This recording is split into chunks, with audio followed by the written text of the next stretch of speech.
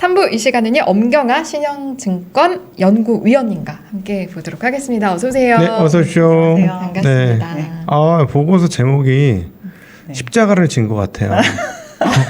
너무 무거워. 십자가로 물류대란은 해결될 겁니다. 이게 얼마나 큰 이야기냐면 저거 해결되면 그 파월 의장이 얘기하던 일시적일 것이다라는 것도 해결되고 요즘에 다 공급망, 물류대란 얘기 모든 게 다 해결된다는 얘기인데. 그렇죠. 네. 일단은 뭐 이것도 당장 물류도 그렇고요. 네. 물류난도 그렇고 HMM도 그렇고 궁금한 분들 많으실 거예요. 네, 많으실 것 관련해서 같아요. 준비하신 내용 일단 하나씩 들어가 볼게요. 네. 위원님. 네. 그럼 현황을 좀 보셔야 되니까 네. 이게 오늘자 기준으로 저희가 조회를 한 오늘자? 예, 아, 좋습니다. 롱비치. 롱비치 LA 네. 롱비치 보트이고요. 노란색 동그라미가 약간 건화물들입니다. 그러니까 컨테이너도 넓은 의미에서는 건화물이거든요. 네네네. 액체류가 아니기 때문에. 네. 그래서 이제 동그라미들이 이렇게 서 있는 이것들이 이만큼 이제 대기를 하고 있다라는 겁니다. 그래서 이제 워낙 미국 서부항에 많은 컨테이너들이 대기하고 있다. 이제 이게 지금 물류 대란에서 이제 네. 얘기가 되고 있는 문제잖아요. 근데 동부로 가보시면 이건 뉴욕항이거든요. 네. 근데 생각보다 노란색 동그라미는 그렇게 많지 않은 거를 확인을 하실 수가 있습니다. 아, 저기 뭐 저기 종이 비행기같이 생긴 건 요트인가요? 종이 비행기가 어디죠? 진행 중인 선박들이 진행 중. 그 세모 표시 같은 거. 동그란 거 멈춰 있고. 네. 삼각형은 진행 중인 네네. 선박이라고 보시면 될 것 같습니다. 그래서 동그라미들이 많지 않은 상황이기 때문에 여기는 그냥 원활하게 오고 가고 있나 보다라고 생각을 하실 수가 있는 상태이고요. 이게 여기는 이제 주요 수입지인데 물건을 내려야 되는 곳이고 그럼 물건을 싣고 있는 곳은 지금 어떤지 전 세계에서 가장 큰 항만인 상하이를 보시면 너무 많은 배들이 이제 있는 걸 확인하실 수가 있지만 한눈에 봐도 지금 현재 이 상황은 그래도 한 달 전보다는 많이 나아진 상황이라는 겁니다. 그래서 어제 충돌 사고 나겠다 배들끼리. 뭐 그럴 정도로 매우 촘촘하게 있는 상태인데요. 보면 심지어 이제 여기는 강도 연결이 되어 있어서 그 안에도 이제 내륙 쪽에 있는 선박들까지 많이 몰려 있는 걸 확인을 하실 수가 있습니다. 네. 근데 어제 그 해양진흥공사에서 네. 시황 관련 컨퍼런스를 실질적으로 진행을 했었는데요. 네. 내용 있게 충실했었는데 이제 네. 저희가 좀 이제 공유를 좀 해드리면 이제 물류 대란이 문제가 되는 게 이제 9월, 10월 되면서 되게 많이 문제가 된다라는 얘기를 계속 네. 수면 위로 올라온 상황이잖아요. 그렇죠. 그리고 중국이 이제 주요 수출지인데 중국에서 어차피 10월에 이제 골드니크가 있으니까 이제 선사들이 그런 거를 좀 감안해서 지금 아무리 만들어서 실어서 보내도 제 시간에 들어가지 않으니까 항차를 한 8% 정도 줄였습니다. 그래서 그거를 줄였더니 실질적으로 그 9월 대비 10월에는 이 지금 보이시기에는 엄청나게 복잡해 보이지만 이것보다 훨씬 더 많은 선박들이 있다가 꽤 많이 이게 줄어드는 상황에 네. 직면을 해 있는 상황이고요. 그래서 저희가 생각을 했을 때는 이제 이런 부분이 조금만 줄여서 지금의 이 밀려 있는 거를 해결을 하면 어쨌든 걱정하고 있는 부분은 좀 해소가 되지 않을까라고 볼 수 있을 만한 상황이고요. 네. 실제로 그 요즘에 이제 항만에 있는 선박의 비율, 전체 선박 중에 네. 뭔가 돌아다니고 있지 않고 항만에 박혀 있는 네. 선박의 비율을 보시면 올해 들어서 그 레벨이 많이 올라간 거를 확인을 하실 수 있는 상황인데 원래 이제 평년일 때는 전체 선박 중에 한 31% 내외 정도가 있다가 지금 이제 그게 한 6% 포인트 정도 올라가 있는. 저게 무슨 상황은 말입니까? 항만에 서 있는 선박 비율이라는 건 놀고 있다는 건가요? 아니요, 배가? 놀고 있는 게 아니라 이제 대기를 하고 있는 거죠. 선적이나 하역을 위해서. 그러니까 과거보다 많이 올라가 있는 상태다. 과거보다 올라가 있다라는 건 한 6% 포인트 정도는 옛날만큼 이렇게 활동을 못 하는 거죠. 그래서 네. 실제로 이제 그 어제 컨퍼런스에서 나온 얘기 중에 제 시간에 도착하는 배가 3분의 1 정도밖에 안 된다고 합니다. 지금 모든 이제 선종들의 선박들을 봤을 때. 그래서 제 시간에 도착하지 않으면 저희가 이제 그걸로 인해서 원래 계획했던 것보다 늦게 도착할 거니까 그리고 가서 처리가 늦게 될 거니까 뭐 저희 이거에 대해서 뭐 할증료를 주세요 막 이런 얘기를 할 수 있고 하니까 네. 지금은 부과할 수 있는 이제 그런 명분이 상당히 많은 상황인 거죠. 네. 여러모로 네. 업황이. 예. 그래서 이제 요즘에 제일 민감한 운임의 상황을 좀 보면 네.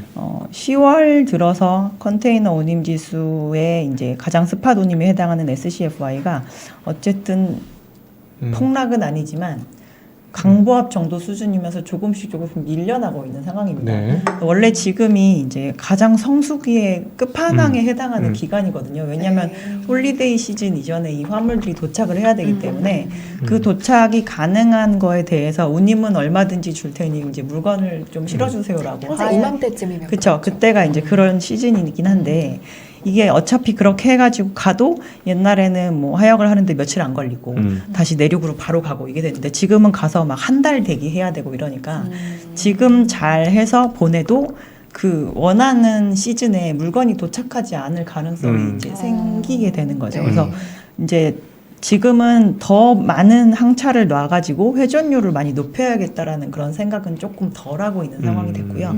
이걸 점진적으로 좀 줄여야 되겠다라는 그런 방향으로 많이 가고 있는 상황인데 이제 제가 아까 말씀드린 것처럼 도착을 해도 처리를 하는데 이제 한 달 이상 걸린다라고 말씀을 드린 건 실질적으로 올해는 성수기 마감이 빨리 될 수도 있다라는 의미일 수도 있습니다. 아니 그러면 뒤집어서 보내봐야 도착 안 하니까 이번에 안 보내고 포기하지만 그러나 못 받은 사람은 여전히 있을 거 아닙니까? 화물에 대해서요? 그러면 지연된 뭐랄까 이연된 거 아니냐는 거죠. 이 화물 수요가 내년 그런 생각을 할 수도 있죠. 그래서 이제 그 비수기가 조금 희미하게 지나갈 수 있을 만한 그런 부분 말씀하신 것처럼 그럴 가능성도 있기는 하지만 이제 전체적으로 전 세계 물동량 자체가 그게 그래서 이제 내년의 화두가 그겁니다. 우리가 지금까지는 밀려서 우리가 지금 이렇게 운임이 좋은 거지 생각보다 양이 많지 않아라고 이제 올해를 지금 보낸 거잖아요. 이 운임의 이 비정상적으로 높은 이 상황을. 근데 어느 정도 이제 이 밀림 현상을 다 해소를 하고 났는데도 내년에도 물동량이 양적으로 증가를 한다. 그러면 그거는 사이클이 다시 시작을 한다라고 볼 수가 있는 건데요. 이렇게 이제 주가가 많이 민감하게 반응을 하는 데는 사실 지금은 이제 운임은 지금 계속 좋은 상황이고 더할 나위 없이 너무 좋은 상황이지만 물동량 측면에서 이제 그런 걸 안 보이고 있으니까 시장이 지금 움직이는 상황인 겁니다. 그래서 저희가 운임은 보여드렸는데 물량 지표의 증감률인데요. 저희가 이 세로선을 넣어놓은 게 이제 6개월 단위라고 보시면 될 것 같고 저희가 이제 코로나로 인해서 2000년 상반기가 이렇게 물동량 증가율이 밑에 이제 있는 상황이 됐었는데요. 그러고 나서 이제 8월 정도부터 이게 점프를 하기 시작을 했고 이 시기 2021년의 상반기는 당연히 이때가 마이너스였으니까 이제 저희가 기저효과를 되게 많이 누리는 상황이었었잖아요. 근데 이제 너무도 당연하게 기고효과가 있어야 되는 게 맞긴 하지만 2021년 7월부터 이렇게 높았던 이 물동량 증가율이 대단히 낮은 수준으로 이제 확 내려가면서 이게 모든 전 세계 해운주들의 주가에도 영향을 이제 딱 주기 시작을 했다라는 겁니다. 그래서 이게 P도 좋고 Q도 좋아서 전체적으로 업황이 완전히 좋은 것이냐 아니면은 지금 이 코로나라는 일회성 요인으로 인해서 어쩌다 보니 생긴 부분인데 이게 해소가 되면 이제 이런 부분은 없어질 것이냐 이제 이거에 대해서 의구심을 많이 갖는 거고 이 부분은 저희가 기저 효과 말고 다 해소가 되고 나서 내년 한 뭐 6월, 7월이 됐을 때 그래도 물동량 증가율이 평소에 나오던 증가율이거나 그 이상으로 나온다라고 하면은 이제 그때 가서 사이클을 저희가 다시 보게 되겠죠. 그때 아직은, 가서야 확실히 알 수 있는 하나 그거와 연관돼서 궁금한 거는 그러면 경기가 회복되고 경기가 살아있다라는 증거 중에 하나가 되는 거죠. 그러면 그럼 지금 경기가 죽을 거라고 생각하는 부분은 우리가 물동량 내년도 동향을 보면서 실제로 경기가 죽었나 안 죽었나 판단할 수 있다. 그렇죠. 예. 그래서 이 부분은 지금은 판단하기에 조금 이른 시기에 해당이 되고 판단을 할 수 있는 시기는 상반기 말미 정도가 아니겠느냐라고 봤을 때 저희가 그거를 미리 어떠한 다른 선행 지표들로 인해서 이게 빨리빨리 캐치가 되면 참 좋은 상황이겠지만 아니라고 한다면 굳이 이렇게 성수기에서 이제 비수기로 딱 들어가려는 이 시점에 지금이 바닥이다라는 생각을 아주 자신감 있게 하기가 조금 어렵지 않겠냐라고 저희는 이제 말씀드리는 겁니다. 그리고 아까 이제 그 사실은 컨테이너 운임 지수는 별로 안 빠졌는데 반면에 최근에 BDI 지수는 진짜 엄청나게 거의 빠졌죠. 반토막 났어요. 그죠? 5,600대를 돌파했다가 지금 2,000대로 네. 떨어진 상황입니다. 반토막이 넘게 났는데 그게 그러면은 그 혹시 원자재 가격이 요즘 급하게 떨어져서 네, 중국에서 막 철광석 선물이 막 하한가까지 가고 막 이런 상황이죠. 뭐 연료탄도 그렇고 막 네네. 박살을 내놨으니까 그것 때문에 그런 건지 아니면 과도하게 올랐던 게 그냥 이제 원래대로 자리를 잡는 건지. 카고의 밸류가 떨어지는 건 당연히 운임하락의 원인이 되고요. 근데 이제 그 어제 컨퍼런스에서 저희가 이제 2021년에 이런 운임의 움직임이나 이런 것들이 너무 그동안의 패턴을 많이 벗어나니까 그렇죠. 21년 그러니까 그 이전 그러니까 코로나가 있기 이전과 뭐 지금의 평균을 가지고 올해 어떻게 움직였는지 예. 코로나 있기 이전에 그런 평균들을 가지고 비교를 해봤을 때 사실 올해 움직인 그 비율은 그렇게까지 과한 범주로 오르거나 내린 건 아니었다라는 게 결론이었었거든요. 2020년 살짝 빼고 계산해 보면 21년이 그래서 뭐 예를 들어서 장기 운임 대비 단기 운임 뭐 비율 아니면은 뭐 케이프 사이즈 운임 대비 뭐 파나막스급의 비율 막 이런 것으로 봤을 때는 아주 크게 그 이동 평균을 크게 벗어나진 않는 네. 정도의 패턴이었는데 최근에 워낙 케이프 사이즈가 혼자 이제 많이 오르다 보니 네. 지금 조금 조정을 받아서 내려가는 수준이고 지금 설사 이게 총 운임이 2,000대로 내려갔다고 하더라도 절대적으로 이게 기존에 이제 벌크 운송을 하던 업체들에게 수익성을 크게 타격을 줄 만큼의 그런 조정은 아니라는 이제 시황 네. 설명이 있었거든요. 네. 근데 요즘에 이제 다 느끼시겠지만 저희가 매우 공기가 깨끗한 상황이잖아요. 중국이 뭔가 다시 나빠지기 시작했어요. 올림픽 불 나빠졌어요. 그건 2주일 전 얘기고요. 네. 지금 발전소 연락 돌아가거든요. 그래서 빨간불이 그냥 방방방방 떠 있어요. 그것도 체크하는 사이트가 있더라고요. 근데 네. 저희가 보면은 2010년에도 뭐 그 13차 5개년 계획인가 중국이 네. 그런 거를 실시를 하면서 그때도 BDI가 한 반 이상 빠졌었던 사례가 네. 있었고요. 2017년 말에도 이제 좀 철강 10월부터 공장 좀 닫아 이렇게 해가지고 네. 갑자기 확 닫아서 그때도 18년 초에 운임이 또 고점 대비해서는 또 반토막 났었거든요. 근데 그게 다시 재개가 되면 사실 그 이상의 리바운드가 항상 있습니다. 벌크 시장 같은 경우는. 네. 근데 이제 지금 현재 상황은 어쨌든 다시 돌리긴 하긴 했지만 그래도 올림픽 블루 얘기를 계속 하고 있는 상황인지라 네. 저희가 봤을 때는 이게 다시 돌아오는 시점은 내년 2월 이후 올림픽 이후로 있는 상황이고요.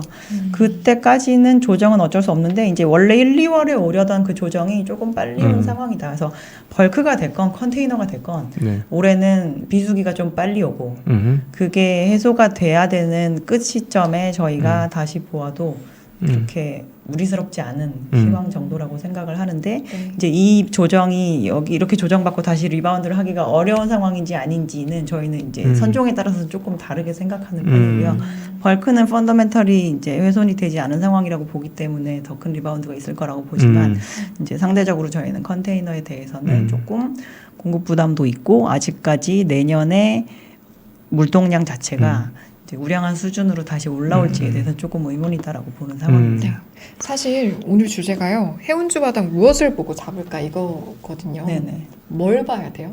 그래서 이제 이 얘기를 이제 드렸을 때 그러면 다시 리바운드 하는 거를 뭐를 가지고 이제 봐야 되느냐 그 얘기를 많이 하시더라고요. 그래서 저희가 예전 시황 중에 지금 이제 산업재에서 보는 시황은 2005년 전후 이때랑 되게 유사성이 많거든요. 뭐 그때도 그 중국에서 막 성장세가 이어지다가 다시 차이나 쇼크가 왔다가 근데 막 유가는 또 너무 올라가지고 코스트에는 부담이 되고 막 이런 상황이 이제 유지가 된 게 2004년, 5년, 6년 이렇게였는데 그때 당시에 한국에서 가장 그 큰 컨테이너 선사였던 한진해운의 주가와 그 손익과 운임의 추이를 가지고 조금 설명을 드리려고 합니다. 네. 그래서 저희가 이때랑 되게 비슷하다고 말씀을 드렸는데 이때 보시면 정말 어마어마하게 돈을 잘 벌었었던 시기였거든요.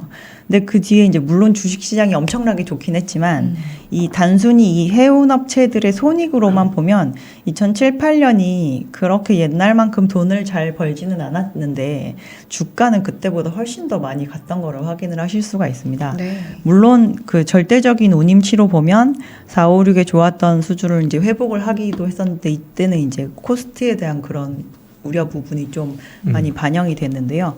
그래서 저희가 그때 보면 이 주가 자체는 사실 이 정도로 절대적으로 높은 이익이었지만 이게 뭔가 바닥을 잡아가는 때까지 계속 조정을 받은 거에 해당이 되잖아요. 그래서 이제 요번에 3분기 실적이 분명히 모든 컨테이너선들이 다 잘 나올 거고 실제로 11월 2일자로 발표를 한 머스크 같은 경우도 실적이 매우 잘 나왔습니다. 그래서 네. 조금 한국의 아시아권에 있는 선사들과 달리 이제 그 업체는 지금 오늘 주가는 상당히 좋은 상황이더라고요. 뭐 21,000크로네 정도 기록을 하고 있는 상황이라. 근데 저희가 이 운임을 이기기가 되게 어려운 업종이거든요. 해운업 같은 경우는. 그러면 비수기를 이겨내면서 이게 운임이 막 성수기 이상으로 올라가기가 상당히 어렵기 때문에 네. 그 비수기를 계속 지켜봐야 될 필요가 있고 이거를 이겨내면서 다시 업턴을 하기 위해서는 제가 아까 말씀드린 것처럼 물동량이 전년 동기 대비해서 다시 증가세로 반전을 하는 시점이 언제인지가 네. 사실 좀 되게 중요한 상황입니다. 네네. 그래서 저희가 봤을 때는 그거를 판가름할 수 있는 시점은 내년 상반기 말 정도라고 보는 거고요.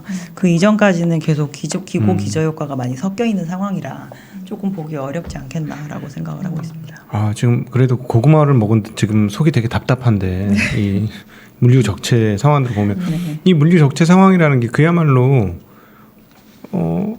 배 문제는 아니잖아요. 배 문제가 아니고 하역해주는 쪽에서의 문제가 훨씬 큰 그런 거잖아요. 쪽이 좀 크죠. 네, 그러니까 사실은 여기서 배를 많이 발주를 내서 배를 많이 띄워서 보낸다고 될 일이 아니고 미국에서 내려주는 사람들이 많이 붙어가지고 내려줘야 해결이 되는 거니까.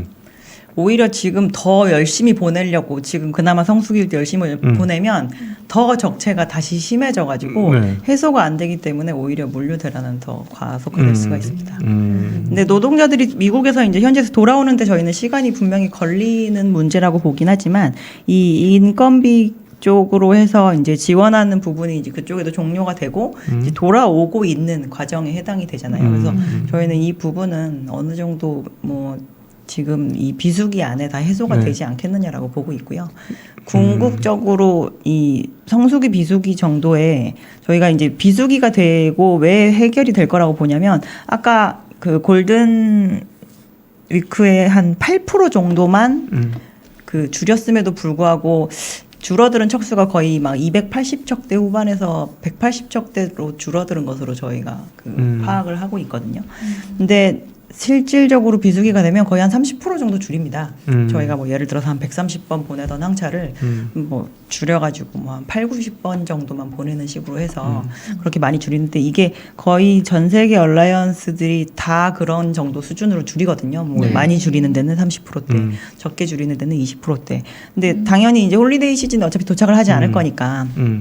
니즈도 없을 거고 저희가 뭐 더 부가로 더 운임을 프리미엄을 얹어주세요 이 얘기를 할 수도 이제 없는 타이밍이 되고 하면 이 대란이 해소가 되면서 운임이 대단히 생각보다 많이 빠질 수도 있습니다. 그렇지. 아니 오히려 지금은 적체가 되니까 어떻게 보낼 수만 있으면 내가 운임비를 감당하겠다 화주들이 이런 상황이지만 그렇죠. 만약 이 회전이 잘 돼가지고 갈 때마다 바로바로 가면 그렇게 급하지 않으면 그렇죠. 그렇게 화주들이 그렇게 비싼 돈을 내고 필요가 없는 거죠. 비싼 돈을 내고 갈 필요가 없잖아요. 실제로 보니까 그 우리나라의 한 업체가 올해 실적 전망이 너무 좋았는데 네. 완전히 빠그라진 거예요. 그래서 왜 이렇게 빠그라졌니 하고 봤더니 물류비가 물류비가 3배, 4배 오른 거예요. 아이고. 수출을 해야 되는데 돈이 남은 게 없어. 너무 전망이 좋았는데 그렇게 되니까 그거는 어차피 어쩔 수 없이 돌리려고 한 거지. 그 화주들 입장에서는 지금 불만이 엄청나게 많을 것 같은데. 네네. 네. 그래서 이제 화주들도 결정을 해야 되겠죠. 내가 그렇게 3-4배가 오르신 분들은 장기 화주가 아니신 분들이실 겁니다. 네. 시장에서 오르는 운임을 다 내면서 네. 보내셔야 되는 부분이라 아마 기존의 계약 구조가 이제 스팟으로 많이 되어 있으실 텐데 시장 운임보다는 파격적으로 낮지만 예전 운임보다는 조금 높은 수준으로 해서 내년에 운임비에 대한 안정성을 고정비로 하고 조금 부담을 져서 그거를 화물 그 제품 가격에 전가를 시킬 준비를 할 것인가 네. 아니면은 내년 시황이 올해만큼 이렇게 크레이지 마켓은 아닐 거라고 봐서 그냥 계속 스팟에서 점점 내려갈 가능성이 있는 운임을 그냥 향유를 할 것인가 이거에 대해서 아마 화주들이 결정을 되게 네. 크게 해야 되는 상황일 네. 겁니다. 그러니까 지금 우리 일반 시청자분들이나 이제 투자하시는 분들이 이제 헷갈리는 게 뭐냐면 아니 이렇게 운임이 높으면 배를 많이 만들겠네.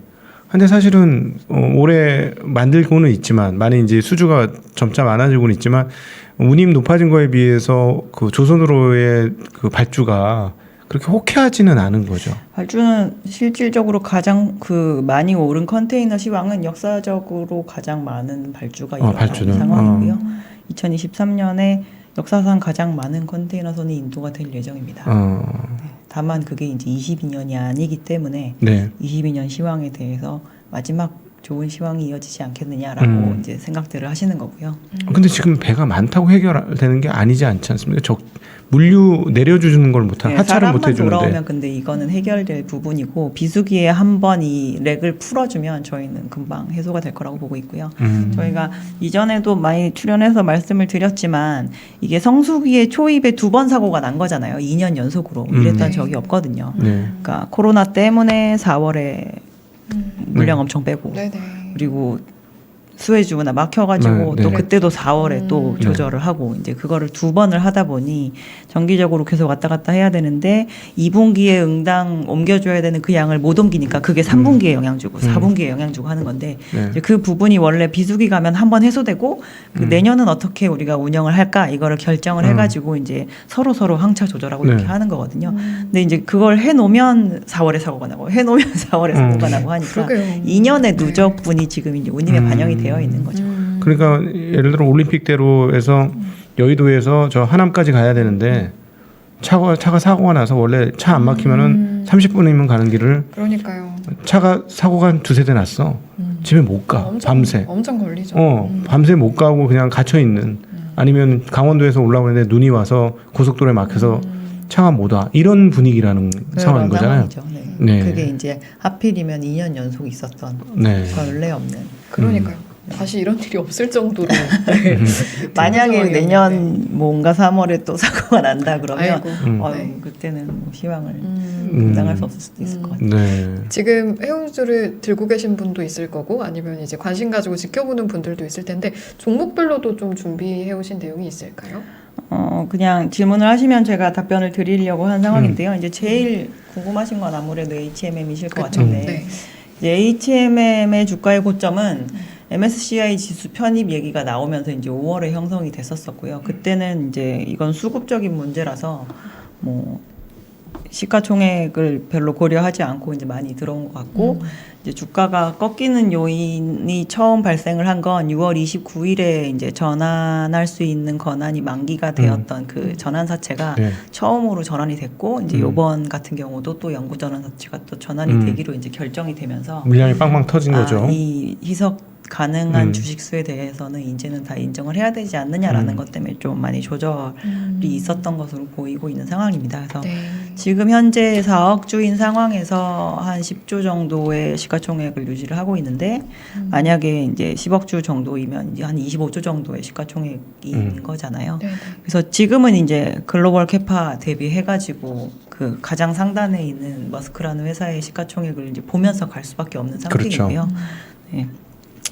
일반적인 투자자분들이 우려하시는 것처럼 지금 이 전환한 주식이 당장 시장에 튀어나오거나 이럴 요인은 저희는 없다라고 보고 있고 이거는 이제 성공적인 민영화를 위해서 나중에 이제 경영권을 넘기면서 매각을 하게 되니까 한 번에 아마 매각을 하게 될 텐데 지금 그건 아니지만 이제 주식이 전환이 되지 않을 수도 있지 않겠느냐라는 기대감이 있었던 것이 결국에는 아니구나라고 되어서 이렇게 된 부분이기 때문에 이제는 희석된 주식 기준으로 지켜보셔야 될 것 같습니다. 네. 근데 어쨌든 이 물류가 해소가 되면은 지금처럼 기록적인 실적은 내년도 안 후반부터는 나올 상당히 수도 어려울 있죠. 테니까 그때도 주가 모멘텀 없어지는 그래서 거예요? 3분기, 4분기 실적, 올해 3분기, 4분기 실적이 실적면에 있어서는 조금 그 피크일 수도 네. 있다라고 생각을 하고요. 그러니까 내년의 연간 실적을 올해보다 좋게 얘기할 수는 있는데 내년에 구조가 만약에 상고하자면 그렇지. 사실 저희가 이렇게 사이클을 타고 있는 산업을 내년에 저희가 연간 실적은 올해보다 뭐 5% 8% 증가합니다. 근데 상고하자요라고 하면 저희가 지금은 들어가시라고 말씀드리기 주가 떨어졌음에 불구하고 게다가 23년도에 그 선박의 공급이 늘어나면 그렇죠. 뭐 용선료는 많이 용선료는 많이 쓰고 돈은 덜 받고 요금은 덜 받고 이런 상황들이 다시 벌어질 수도 있는 그렇죠. 거니까요. 그래서 저희가 계속 그러니까 제목이 물류 대란이 해소될 거라고 말씀을 드렸잖아요. 네. 해소가 되면 운임은 빠집니다. 그러니까 예. 오히려 운임이 나쁘지. 빠지면 운송주한테는 좋은 건 없기 네. 때문에 예. 저희가 이 가장 명확한 선행 지표를 견뎌내면서까지 투자를 하시라고는 이제 말씀을 네. 드리지 않는 겁니다. 근데 이제 내년의 성수기에 어떻게 될지를 이제 5, 6월에 저희가 되게 주의 깊게 봐야 되는 부분이기 때문에 만약에 이미 이제 고점에서 많이 내려오는 거를 견디신 상황이시면 뭐 그렇다고 하면은 이제 그때를 지켜보자라고 저희는 말씀을 드리는 거고요. 아니신 분들이 제일 먼저 바닥을 잡아야지라는 마음이시라면 지금부터 그렇게 아주 심한 관심을 가지실 필요는 좀 없다라고 말씀드립니다. 그럼 한번 앞서 그 물류 한번 정리를 해보면 지금 물류 대란이 해소될 것은 모든 게 잘 돌아가서 해소가 되는 게 아니고 너무 막히니까 어차피 넣어줘도 못 도착이 안 돼. 그래서 아예 쉽게 얘기하면 차를 뺐다. 차를 뺐기 때문에 원활해졌다. 차에 그 배를 덜 넣었기 때문에 화물선들을 그래서 이제 해소가 될 거다. 그래서 마치 비수기처럼 좀 빠지는 상황이고 그 진짜 비수기가 오면 그때 지금 저 글로벌 적체 오랫동안 큰 사건으로 인해서 있었던 게 여러모로 줬던 그런 프리미엄이 이제 한 번에 빠지게 네, 그러면서 이제 한 번은 완전히 해소가 되어서 이제 정상화되는 과정이 그러고 나서 네. 바닥을 잡고 다시 업황을 봐도 되는 상황이라는 거죠. 네, 그렇군요. 네. 자, 그러면 우리 오셨는데 그냥 보낼 수가 없으니까 비행기 항공주들 한번 봐야죠. 항공주 한번 봐야 돼요. 지금 또 진에어가 또 유상증자 또 진에어인가요? 어디? 오늘 했나요? 아니 유상증자 뭐 있었어요. 증자가 증자는 이제 발표했던 거를 실행을 한 거죠. 실행을 했잖아요. 네. 위드 코로나가 되지만 비행기는 위드 코로나 아직 아닌 것 같은데. 실제로 저희가 데일리로 이렇게 뽑아 보면 7월 말 요럴 때가 이제 여름 방학이라서 기존의 주간 단위로 한 4만 명 이렇게 출국하시던 분들이 8만 명 정도까지 늘긴 했거든요. 그랬다가 지금 9월이 됐다라고 해서 그게 막 9만 명, 10만 명으로 올라오진 않았습니다. 그냥 여전히 약간 7만 명대 중반 정도 수준을 유지를 하고 있거든요. 근데 이게 이제 저희가 실제로 그래서 이제 출국을 하시는 분들한테 좀 여쭤보니까 비행기 가격은 당연히 비싼데 PCR 검사비가 상당히 비싸다고 하시더라고요. 검사비가 거의 비행기 티켓값만큼 나온다고. 왜냐하면 외국 나가면 나가기 전에도 하시잖아요, 한국에서. 그런데 그게 지정 병원에서 그 영어 증명서를 받아서 가셔야 되는데 그게 처음에는 여러 병원에서 할 수 있었는데 지금 이제 딱 지정된 병원으로 되면서 그 비용이 뭐 20만 원 내외 정도 수준이고 그리고 들어오실 때도 또 거기에서도 하셔야 되잖아요. 그래서 그 비용도 또 들고 하는데 이 뭐 와서 자가격리 안 하셔도 돼요라고 하는 그런 국가들은 백신을 맞았을 때 자가격리만 안 하는 거고요. 이 검사는 다 하셔야 됩니다. 그래서 생각보다 귀찮고 이 위드 코로나라고 해가지고 이제 상품이 대단히 다양하게 나온 것도 아니라서 이제 지금 예약은 많이 해가지고 올라가는데 그게 이제 연말 그리고 내년 1분기 요런 쪽의 수요고요. 저희가 지금은 기대감을 가지고 있는데 수요가 올라오는 게 눈에 아직 많이는 안 나오고 있는 상황이잖아요. 그렇기 때문에 이제 그 부분이 실행이 되는 단계를 조금 기다려야 되는 상태입니다. 그래서 8월에 올랐던 상승분의 한 절반 정도를 지금 토해낸 상황인 것 같아요. 항공주들이 대부분. 근데 실적 시즌이 크게 피해를 주진 않을 것 같고요. 주가 측면에 있어서는 뭐 어차피 대형 항공사들은 실적 화물 때문에 잘 나올 것이고 뭐 저가 항공사들 같은 경우는 그 뒤로 크게 비용이 더 늘어난 요인은 음. 없는 상태이기 때문에 뭐 적자를 조금 더 줄이거나 뭐 음. 비슷하거나 아마 네. 이 정도 수준일 건데 4분기의 매출과 내년 1분기의 매출 이 부분이 상당히 중요합니다. 비용 측면에서는 저희는 매출이 늘어도 저가항공사들 같은 경우는 1분기까지 당연히 흑자 안 날 수도 그렇죠. 있다고 생각을 하고요. 근데 탑라인이 올라가느냐 안 올라가느냐 안 올라가잖아요. 실질적으로 중요할 네. 건데 지금 예약 상황으로 봤을 때는 1분기에는 저는 반드시 올라갈 수 있을 거라고 보고 있는 상황이고요. 탑라인이? 네. 예약 안 올라간다며요. 사람 얼마 9만 명 뭐 이거 아닌데. 아니, 이거는 실제 지금 당장 지금 반영이 타는 안 거고요. 되고. 예약 자체는 이제 뭐 올라가고 저희가, 있어요? 그 뭐 여행 상품 팔고 이러면 뭐 이제 포털이나 뭐 소셜 이런 데서 파는 것이 뭐 작년 대비해서 예약률이 막 790%? 막 이렇게 겨울방학 때 늘었다는 나가려고 게 하시는 걸까요? 오히려 겨울방학 때 그냥 아예 멀리 그냥 미국으로 가버리겠다고 얘기하시는 오랫동안 맞아. 추우면 말레이시아나 따뜻한 곳. 태국 같은데 나이 드신 분들이 한 달씩 가 계신 분도 있어요. 그리고 이제 뭐 싱가폴도 오픈을 한 게 11월 15일자 기준이고 지금 태국이나 뭐 발리도 발리섬을 오픈하는 게 이런 게 4분기 중반 정도부터 이제 막 오픈을 하는 상황이기 때문에 네. 지금 저희가 숫자로 카운팅할 수 없는 게 너무 맞는 상황이고요. 4분기는 그 7월 24일에 시작했었던 그 사이판 트래블 버블보다는 훨씬 더 뭔가 실행이 된 단계가 조금은 더 많은 상태입니다. 그러면 뭐 월미월마 어느 정도 출국을 해야 뭐 항공주들이 얘는 이제 돈 좀 벌겠네. 만약에 그러니까 2분기 이럴 때 대형 항공사들이 기존에 안 줄였던 노선들 탑승률이 막 20%대였었거든요.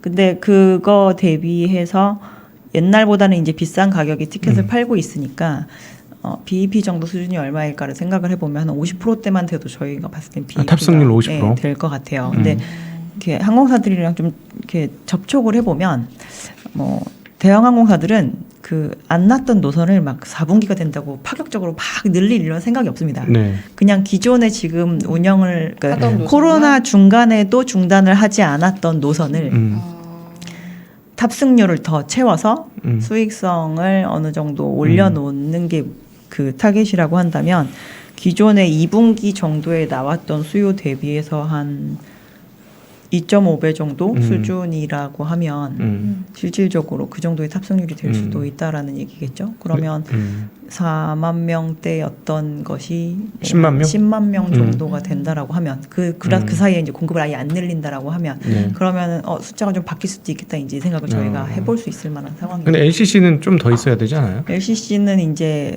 빠른 게 4분기부터 조금 오픈을 해서 가는 거니까요. 네.